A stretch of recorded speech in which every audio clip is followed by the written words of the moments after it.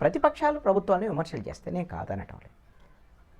నువ్వు తెలుగుదేశం ప్రభుత్వానికి సంబంధించి రేపొద్దున అధికారంలోకి వస్తే ఏ విధమైనటువంటి సంక్షేమ పథకాలని అమలు చేస్తారు, ఏ విధమైనటువంటి ప్రధానమైనటువంటి ప్రజలకు సంబంధించినటువంటి తిండి, బట్ట, కూడు అంటే ఉద్యోగ ఉపాధి, తర్వాత గూడు, ఇల్లు, విద్య, వైద్యం, ఇవి కదా కీలకమైనటువంటి అంశాలు.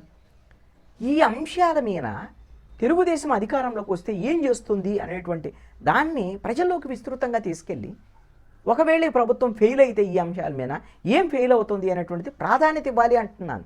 నేను ఇవి చెప్పటం లేదని అంటలేదు, కానీ మీరు దేనికి ప్రాధాన్యత ఇస్తున్నారు? విమర్శలకి. Psycho Jagan, psycho Jagan.